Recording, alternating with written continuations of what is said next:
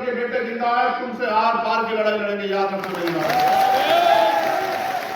साहब ने कहा जो जमीन सरकारी है वो जमीन हमारी है, क्योंकि जब देश आजाद हुआ व्यवस्था के कारण जिन लोगों के पास कोई साधन नहीं थे उनको आगे बढ़ने का कोई रास्ता नहीं दिया। अगर ना होते बाबा साहब अम्बेडकर तो आज हमारे तन पे ये कपड़े भी नहीं होते। इसलिए मैं सरकार को इस मंच के माध्यम से चेतावनी देना चाहता हूं, केंद्र की और भारतीय जनता पार्टी जहां सरकारें कि अपने षड्यंत्र करने बंद कर दो, वरना अंजाम दुरुस्ता बहुत बुरा होगा। इस बात को याद रखना।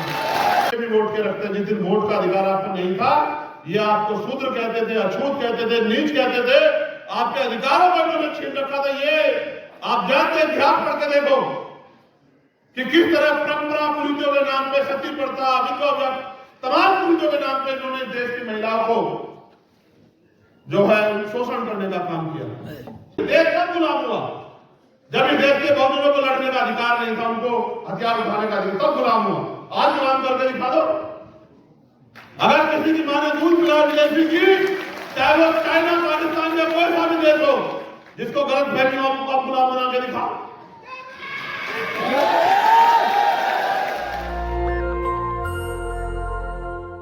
गायब नहीं, और इसके जैसी परिस्थिति हमारे बहुत सारे परिवारों में पहले से आ चुकी है। समय समय पे एक तरफ हमारा व्यक्तिगत परिवार था और हमारे परिवार में परेशानियां थी, दूसरी तरफ समाज था। हमने परिवार को छोड़ के समाज को सुना, ये भीम आर्मी की ताकत है।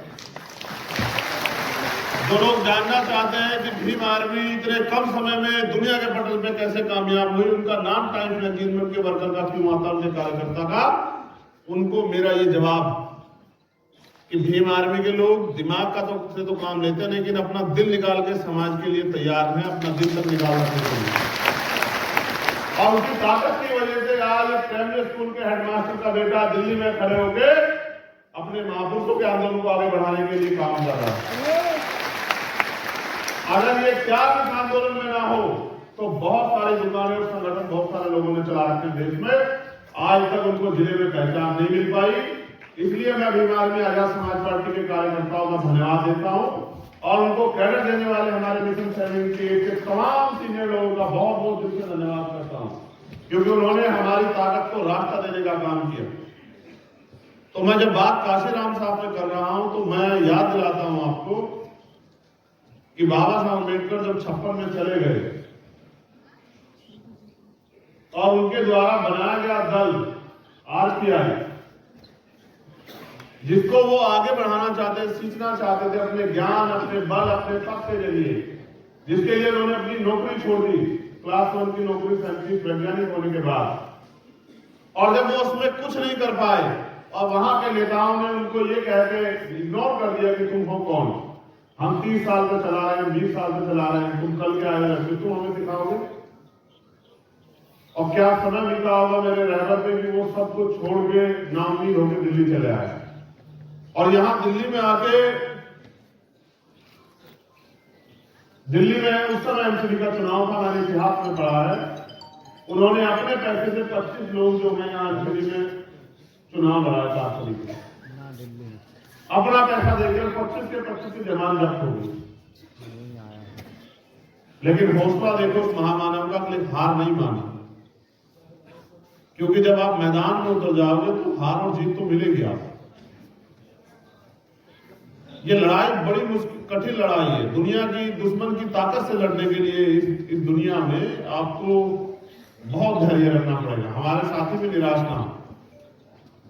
जब मैं हौसला जुटाने की बात करता हूं तो मैं अपने रहबर को याद करता हूं, उनके दर्द को याद करता हूं कि बिना साधनों के साइकिल से, पैदल, बस, ट्रेन से किस तरह से उन्होंने अपने आंदोलन को आगे बढ़ाया।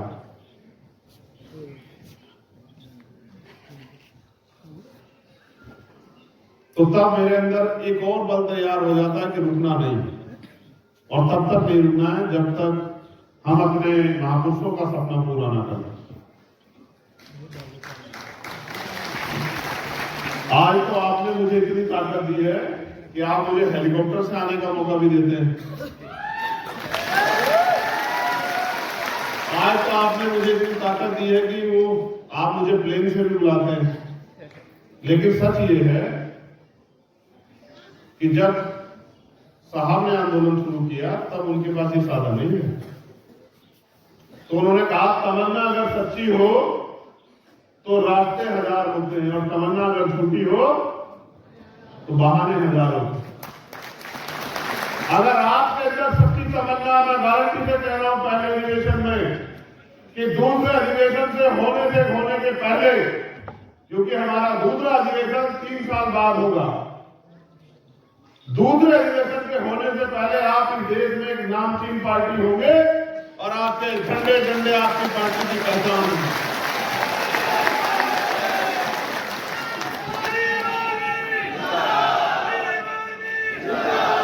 बस जरूरत है जितना दम आप इस नारों के साथ लगाते हैं उतने दम से आप जमीन पे जाके काम भी करो। मैं कुछ बातें आपके सामने रखूंगा, क्योंकि देखो मैं तब से सुन रहा हूं, हमारे सब साथी महापुरुषों के बारे में बोलते हैं, मैं भी महापुरुषों के बारे में बोल सकता हूं, बहुत देर बोल सकता हूं, लेकिन मैं कह रहा हूं, मैंने इनसे निवेदन ये किया था कि आप ये बताना हमने अब तक कितना काम किया, हम किस किस जिम्मेदारी पे हमने क्या क्या काम तैयार कर लिया, क्या क्या काम अधूरा है, क्या क्या हमें अपने साथियों से उम्मीद करनी है कि उस काम को वो करने में हमारी मदद कराए। तो मेरे ऊपर आपने जिम्मेदारी दी कि मैं इस आंदोलन का नेतृत्व करूं, और आप मुझ पर भरोसा करते हैं। जितना भरोसा आप मुझ पर करते हैं लगभग उतना ही भरोसा मैं आप पर भी करता हूं कि आप इस आंदोलन में मेरे साथ खड़े रहेंगे और मुझे समय देंगे इस आंदोलन को आगे बढ़ाने में। मैं अधिवेशन के विषय में कहूं तो हमने तय किया कोर कमेटी के लोगों में कि बहुत सीमित डेलीगेट लोगों को बुलाएंगे। जो हमारे डेलीगेट बने हुए हैं, जिले के अध्यक्ष, मंडल के अध्यक्ष, प्रदेश के अध्यक्ष, प्रदेश की कमेटी, उन्हीं लोगों को बुलाएंगे। क्योंकि जैसे आज हम लोग यहाँ 17 तारीख में हमारी रैली है छतरपुर में, मध्य प्रदेश में, तो वहां वो काम भी देखना है। उसके अलावा तमाम प्रदेशों में अलग अलग काम लगे हुए हैं। तो हमने ये तय किया था कि बहुत कम डेलीगेट लोगों को बुलाएंगे, 2 स्टेट पे ज्यादा फोकस करेंगे, 2-3 स्टेट पे, जिसमें उत्तर प्रदेश है, मध्य प्रदेश है, राजस्थान। उनके ज्यादा डेलीगेट को बुलाएंगे और उनको समझाने का काम करेंगे कि किस तरह से आने वाले समय में उन्हें काम करना है। इसीलिए तय हुआ था कि कम लोगों को बुलाएंगे। फिर मैंने सोचा कि भाई मेरा तो मन ये था कि भाई जाओ जो भी जगह मिल जाए उसमें कर रहे, तो हमारे साथियों ने कहा कि अब तो हमें महामानव के आशीर्वाद से, हमारे संतों गुरुओं महापुरुषों के आशीर्वाद से, बाबा साहब अम्बेडकर के त्याग बलिदान से अब तो हम पे इतने साधन तैयार हो गए कि हम कोई बड़ा सा हॉल कर सकते हैं जहां आपको भी गर्मी ना लगे और हमारे आने वाले साथियों को भी गर्मी ना लगे, आराम से लोग आपकी बात को सुन सकें। फिर यह फैसला हुआ कि भाई कोई ऑडिटोरियम ढूंढा जाए, तो ऑडिटोरियम फिर कहीं ढूंढे, सारे बुक थे। मन तो ये था कि अधिवेशन पे एक बड़ा समारोह करेंगे कि जो वर्तमान का शासक है उसकी जड़ें हिल जाए। फिर ये तय हुआ कि अभी तो हिलाई है मध्य प्रदेश में,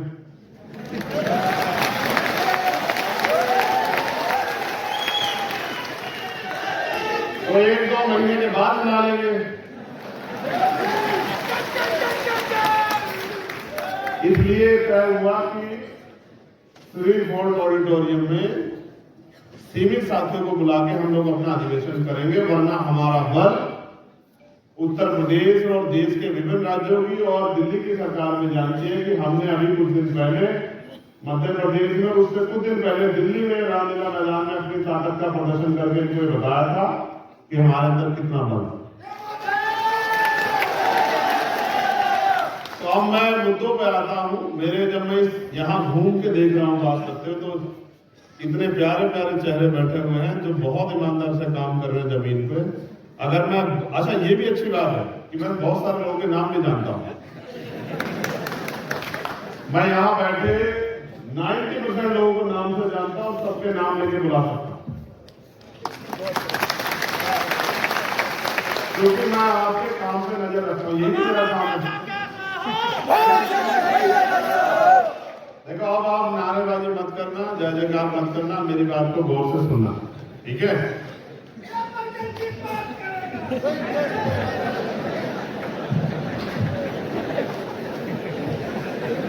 बस इतना सा तैयार करना है मुझे तुम्हें कि तुम अनुशासित हो जाओ सभी साथी, बाकी तो काम आप अपने आप कर लो। यहाँ हमारे कुछ अतिथि भी है, जैसे हरीश जी दिन में है, भाई बिलाल जी दिन में है, भाई मनोज जी दिन में है, हमारे अकाली दल अमृतसर जो है उनके पूर्व वर्तमान सांसद जो संगरूर से सिद्धूजी मांझी वो नहीं आ पाए थे कारणों से, उनकी पार्टी के वरिष्ठ लोग आए हैं, उनका भी धन्यवाद करता हूँ। इस साल 6 प्रदेशों में इलेक्शन 2023, मध्य प्रदेश, राजस्थान, छत्तीसगढ़, कर्नाटक, तेलंगाना और मिजोरम। 6 में से 5 में हमारा संगठन, 6 में से 5 में, और 5 में से 4 में हमारा मजबूत संगठन।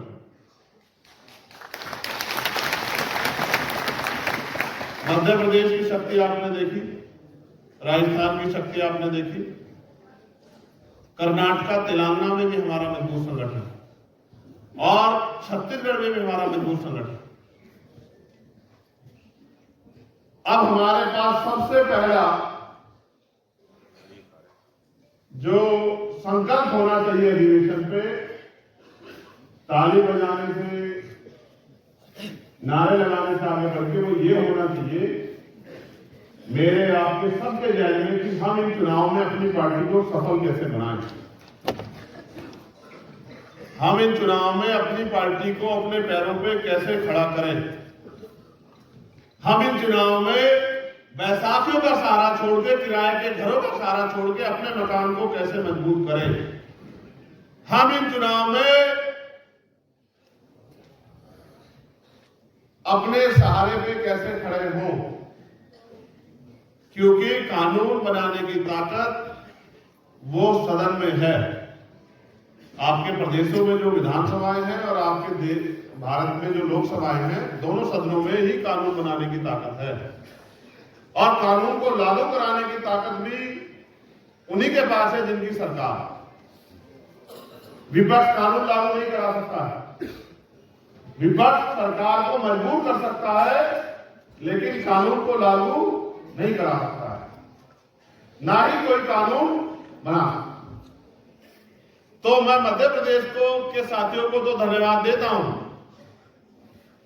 उस रैली के लिए, लेकिन जैसा हमारे एक वरिष्ठ साथी ने कहा कि यहां और संगठनों के लोग भी दिल्ली में सालाना जलसे करते हैं, लाखों लाखों लोग लेके आते हैं, लेकिन उनकी राजनीतिक हैसियत इतनी नहीं कि वो एक व्यक्ति को रोजगार दे दे। तो हमें ये बात सोचनी पड़ेगी कि बात तो बिल्कुल सही है कि सिर्फ लोग इकट्ठे करने से कुछ नहीं होगा, लोगों को वोट डालने के प्रति आपकी पार्टी को तैयार करना पड़ेगा।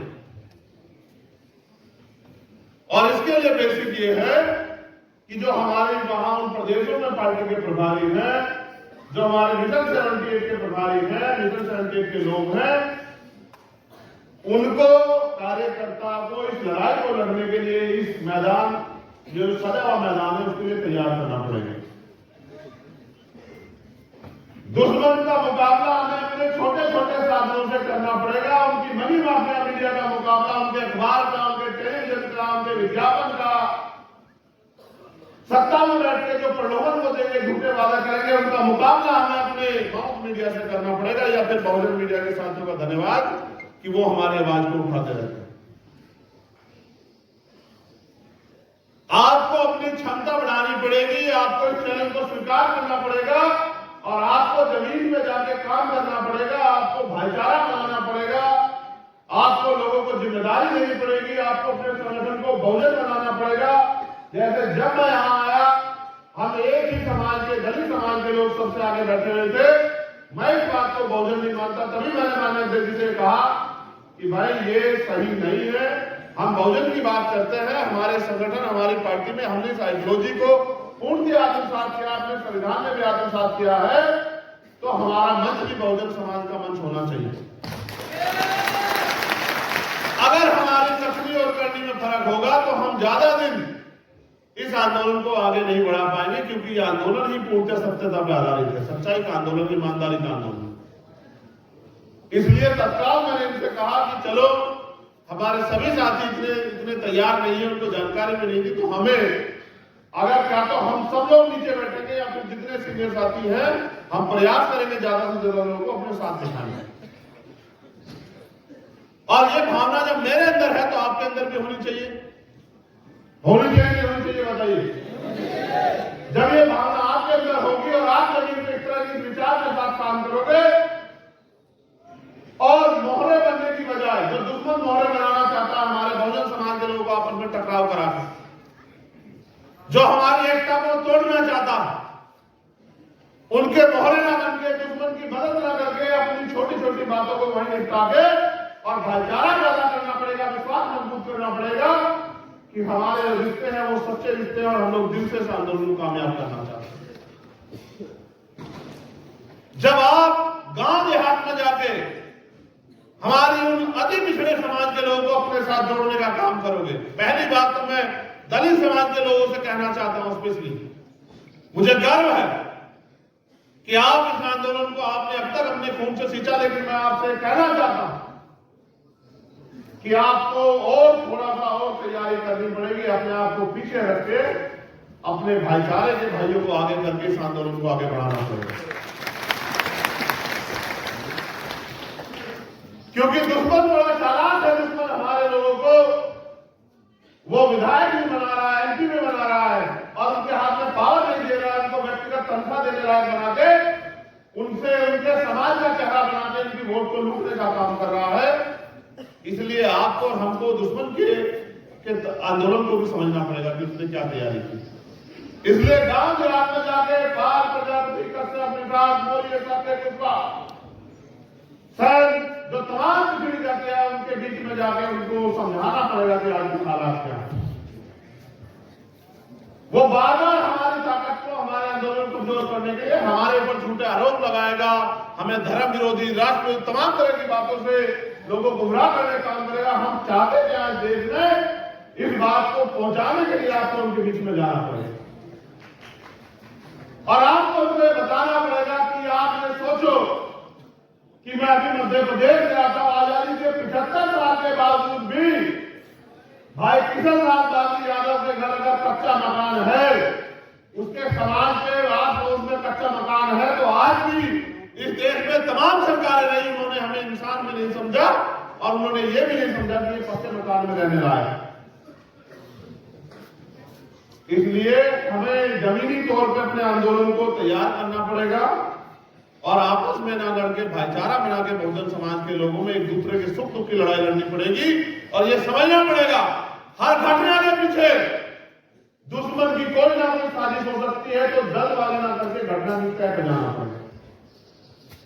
अगर बिना घटना की तह पे जाएंगे तो प्रथम दृष्टया बहुत बड़ा झगड़ा रहेगा और जाके जमीन पे देखेंगे तो पता लग जाएगा कि दुश्मन ने साजिश करके हमारे लोगों को भिड़ाने का काम किया है। और हम बुद्धिजीवी तभी हैं जब हम उस दुश्मन की साजिश को समझ के खबरदार होकर अपने लोगों को तैयार करें।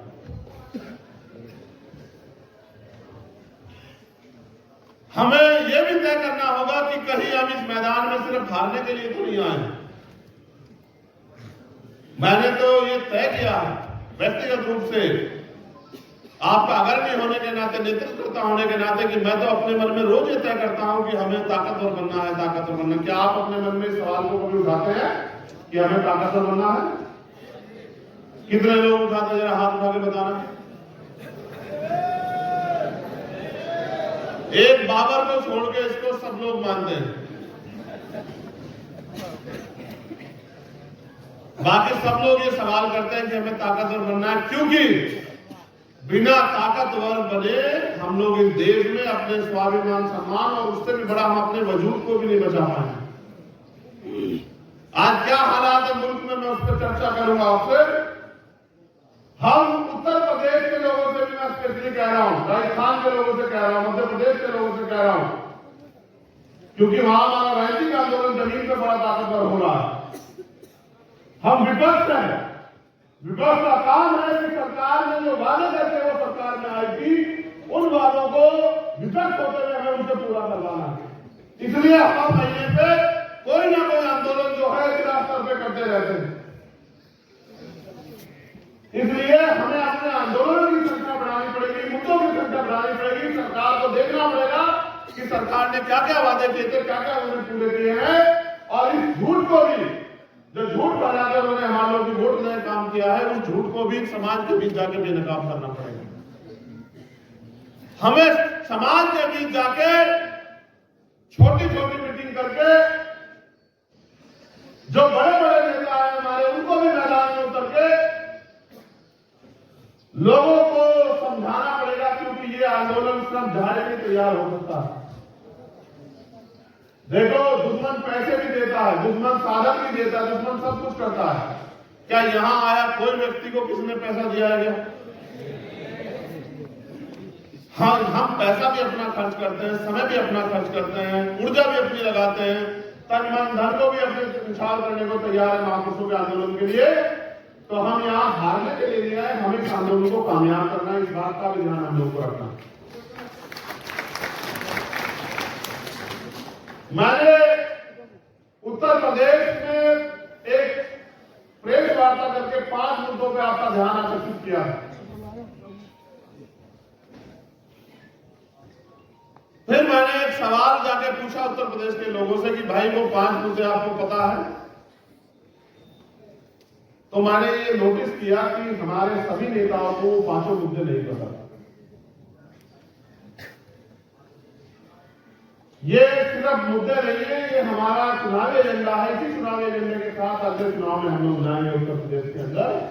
मैं बधाई देता हूं उत्तर प्रदेश के साथियों को कि उन्होंने मजबूत संगठन जमीन पर तैयार किया है, और अभी जैसे जैसे समय नजदीक आएगा भविष्य के चुनाव का, तब तक हमारा संगठन और मजबूत हो जाएगा। वो 5 मुद्दे भी आपको, आप सब लोगों को, पूरे देश में रहने वालों से जुड़े हुए मुद्दे, उनका भी आपको ध्यान रखना चाहिए, क्योंकि हमारी समस्या राष्ट्रव्यापी है। हमें आंदोलन को राष्ट्रव्यापी बनाना है, तो हर चीज पे, मेरे द्वारा कही गई हर चीज पे आपकी नजर होनी चाहिए। और अगर आप ये सोचते हैं कि भाई तो नहीं देख रहे, मैं इसके खिलाफ काम करूं, तो ये अच्छी बात नहीं है। भाई, मैं अपनी बात को आप तक पहुंचाऊं, इसके लिए मेरे पास एक ही जरिया, क्या तो मैं बहुजन मीडिया के लोग मेरी बात को आपको सुना देते हैं, या फिर मंच पर मैं अपनी बात को बोल देता हूं। टीवी वाले, अखबार वाले तो वही दिखाएंगे जो उनको दिखाना है, वो हमारी सारी बात को तो नहीं दिखा सकते, क्योंकि हम उनको जो उनको जरूरत है वो नहीं देते। इसलिए आपको ही समाज के बीच में जाके मेरे द्वारा, पार्टी के द्वारा, संगठन के द्वारा, हमारे लीडरशिप के द्वारा जो काम किया जा रहा है, जो करने की इच्छा है, उसको बताना पड़ेगा, तभी समाज के अंदर जागृति पैदा हो। जैसे हमने मांग की और उसका निष्कर्ष भी आ गया। देखिए, आज मैं आपको चर्चा करूंगा। हमने वहां ये मांग की थी जब हमने प्रेस कॉन्फ्रेंस की कि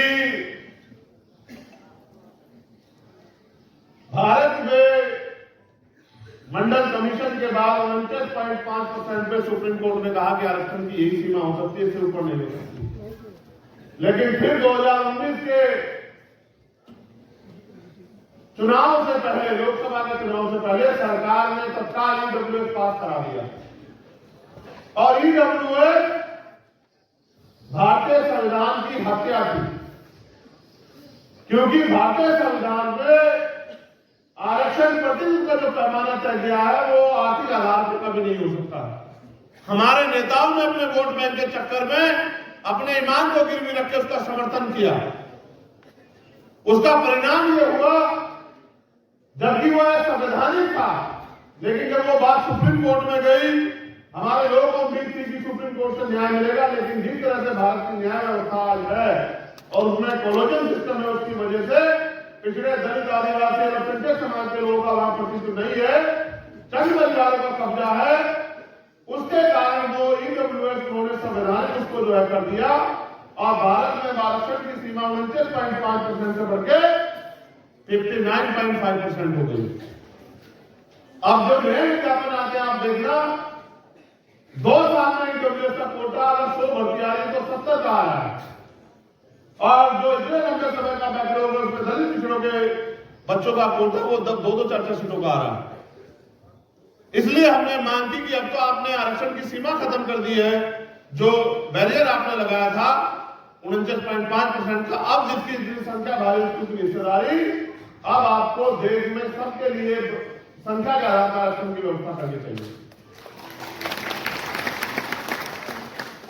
और जब हम सरकार से बात करते तो सरकार कहती है कि साहब हम पे तो साधन नहीं, तो हमने कहा कि ठीक है, आपने पिछड़े वर्ग के लोगों को 27% आरक्षण दिया। आप गौर से सुनना मेरी बात को, जाके समाज में बताना कि आपने पैमाना बना के 52% ओबीसी को 27% आरक्षण दिया, उनका आधे से ज्यादा हिस्सा आप खा के चले गए।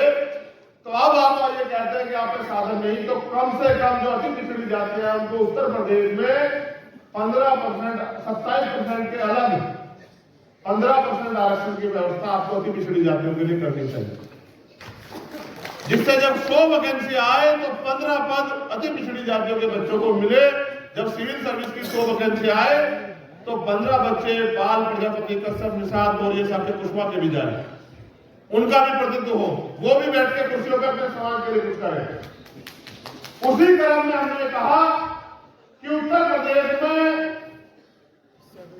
शेड्यूल कास्ट की 66 जातियां हैं, 6 जातियों के लोग तो मेहनत करके किसी तरह से आगे बढ़ पाए, उनकी संख्या भी अगर आप से सही तरह से काउंट करोगे तो वो 25% से पार होगी।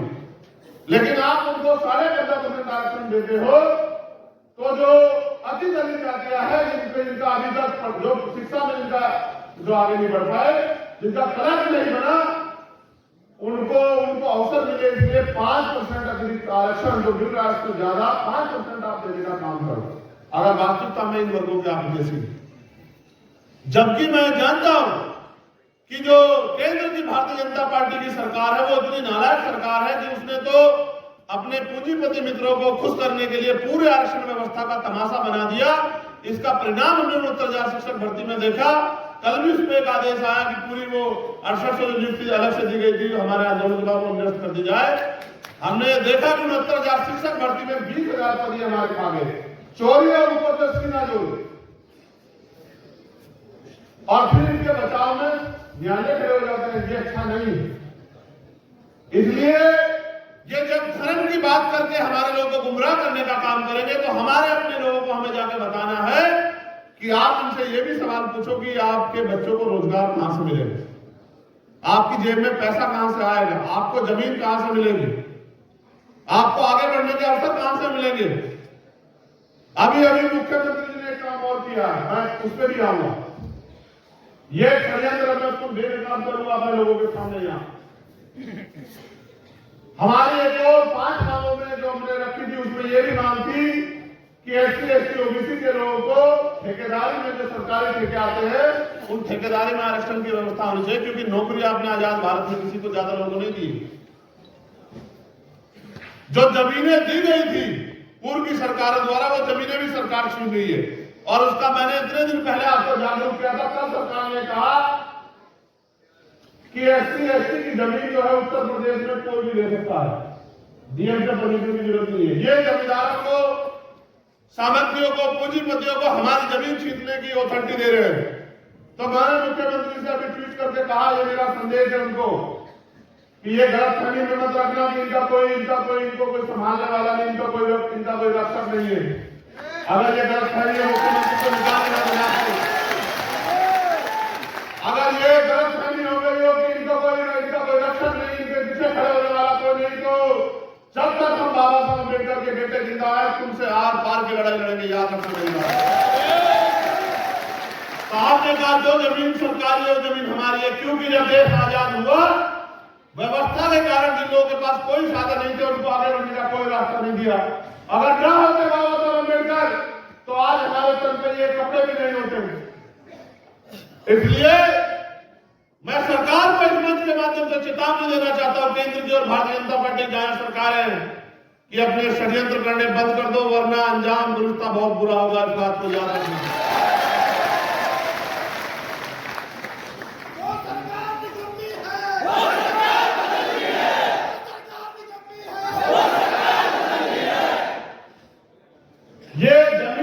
दिलाना चाहते हैं और हम जमीन दिलाना चाहते हैं। ये बात भी आपको बतानी पड़ेगी कि जमीन दिलाने की ताकत सरकार में होती है, इसलिए हम कहते हैं कि अपने लोगों को चलो ताकत बनो।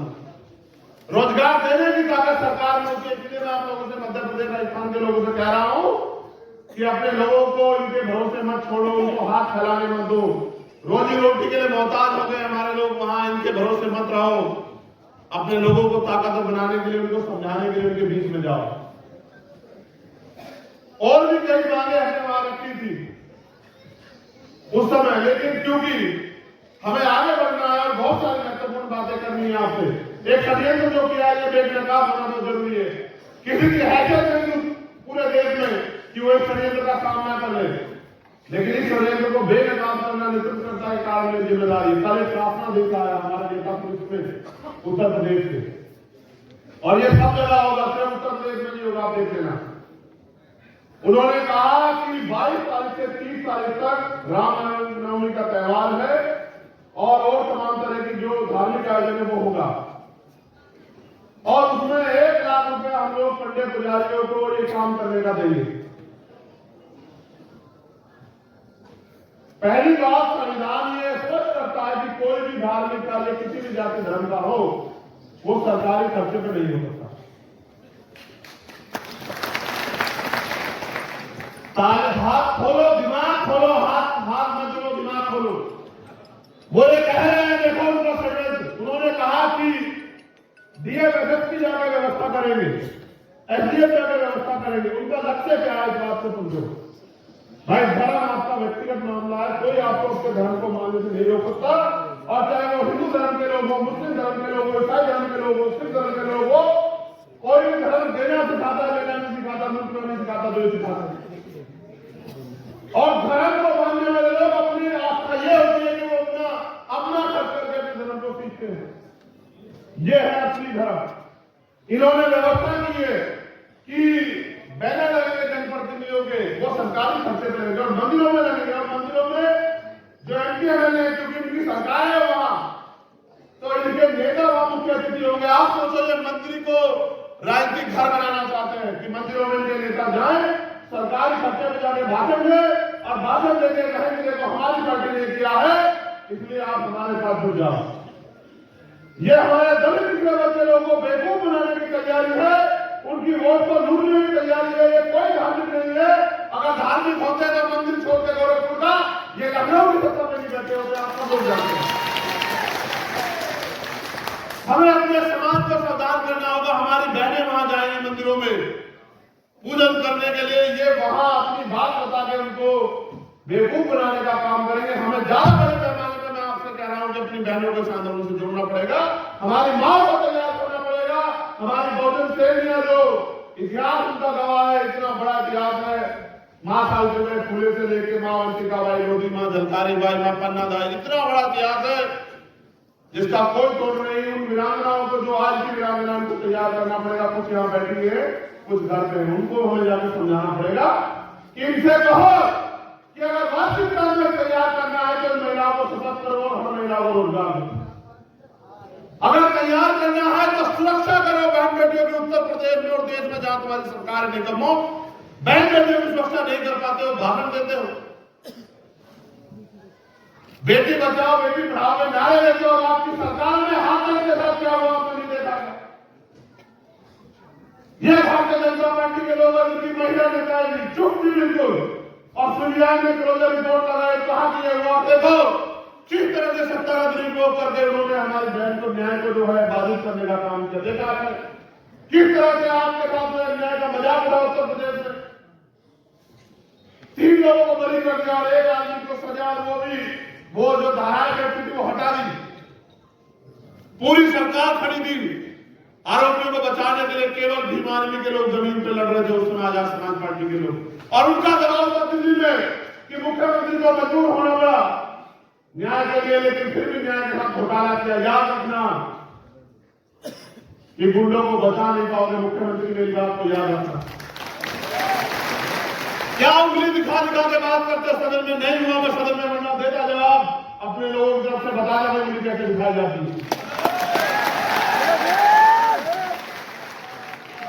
घमंड तो बहुत बड़े बड़े अहंकारियों होकर दूर हुए। मैं इसलिए उत्तर प्रदेश के लोगों को ज्यादा निर्देशित करना चाह रहा था, क्योंकि उनके यहाँ पंचायत का नगर पंचायत का चुनाव आ गया अप्रैल में, और आपने देखा जब ये आपके बीच में आया तो आप पूछ रहे हैं कि बताओ पिछले वर्ग के लोगों को नगर निकाय में आरक्षण न मिले, इसकी तैयारी क्यों करके रखी आपने? क्यों इतने दिन तक आपने जो है वो टिकट टैक्स पास नहीं करवाया? हमें अपने लोगों को समझदार बनाना पड़ेगा, जागरूक करना पड़ेगा। ये हमसे रिश्ते भी वोट के रखते हैं। जिस दिन वोट का अधिकार आपको नहीं था, ये आपको शूद्र कहते थे, अछूत कहते थे, नीच कहते थे, आपके अधिकारों को इन्होंने छीन रखा था। ये आप जानते हैं, ध्यान करके देखो कि किस तरह परंपरा कुरीतियों के नाम पे, सती प्रथा, विधवा, तमाम कुरीतियों के नाम पे इन्होंने देश की महिलाओं को जो है शोषण करने का काम किया है। मेरे मूल निवासी बहुजन समाज के लोगों, अपने दिल से हाथ आकर पूछो कि सती प्रथा के नाम पे अगर आज सती प्रथा होती और आपके घर में अगर आपके घर में कोई बहन विधवा हो जाती, चाहे वो आपकी बहन हो, भाभी हो, माँ हो, उसको सब घरों में बांध के अगर जलती चिता पे लिटाया जाता तो आपके छाती पे क्या बीतती, आपके दिल पे क्या बीतती, आप सोच के देखो। क्योंकि तब हम पे अधिकार नहीं थे, देश तब गुलाम हुआ।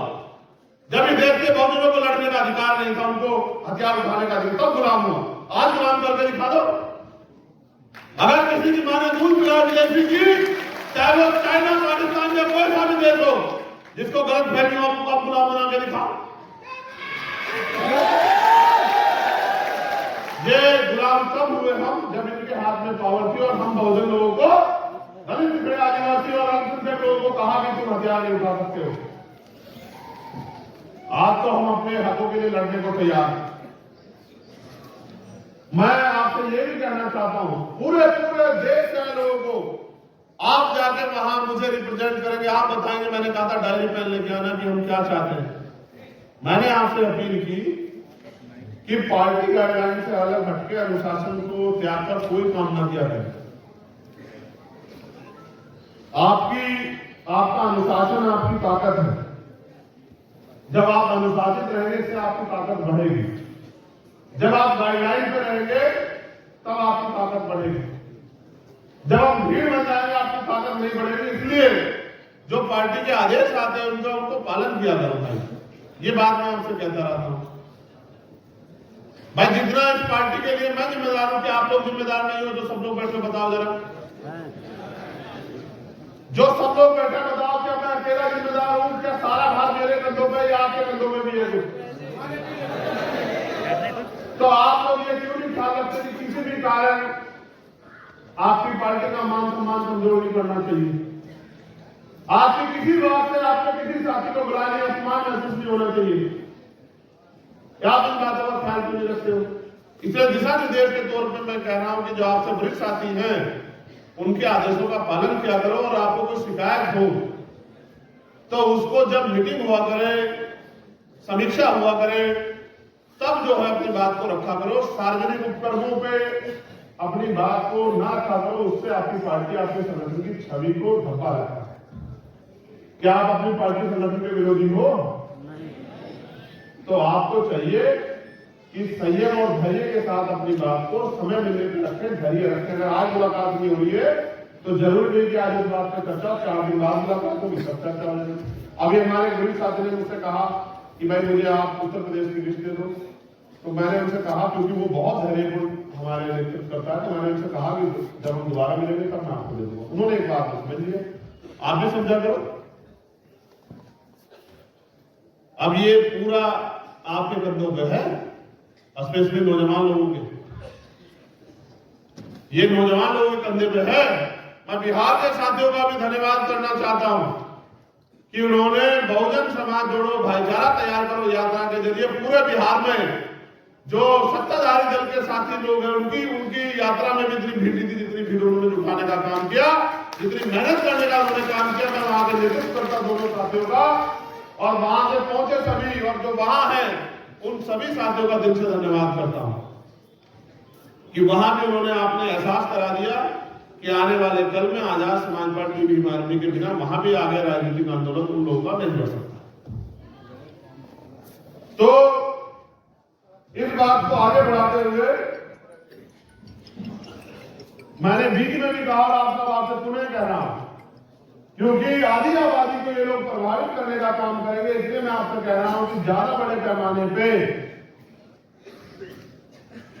बहुजन समाज की महिलाओं को आप लोग अपने संगठन पार्टी से जोड़ने का काम करें, उनको जिम्मेदारी देने का काम करें, उनको समझाने का काम करें, उनको एहसास कराएं कि देश में क्या चल रहा है और देश में जो देश के दुश्मन लोग हैं, जो नकली राष्ट्रभक्त लोग बनते हैं, वो क्या करना चाहते हैं, ये बताने का काम भी आप महिलाओं को करें। ठीक है। मैंने आपसे पिछले भीम आर्मी के अधिवेशन में कहा था कि हम जल्द अपना अखबार जो है वो करेंगे। तो हमारा न्यूज पोर्टल रेडी हो गया है, अगले महीने हम लोग उसको लॉन्च करेंगे। आगे जो भी न्यूज़ होगी, जो भी रैलियां होगी, सब चीजों की इंफॉर्मेशन आपको उससे मिला करेगी। अगले महीने हम लोग उस न्यूज पोर्टल को लॉन्च करेंगे। यहाँ बिजनौर के साथी भी हमारे आए हुए, वहां हमारा कार्यालय भी बनाया नगीना में। उस कार्यालय का भी उद्घाटन हम लोग अगले महीने करेंगे। आप लोग तैयारी कर लो, अगले महीने उस कार्यालय का उद्घाटन भी नगीना में होगा। ठीक है।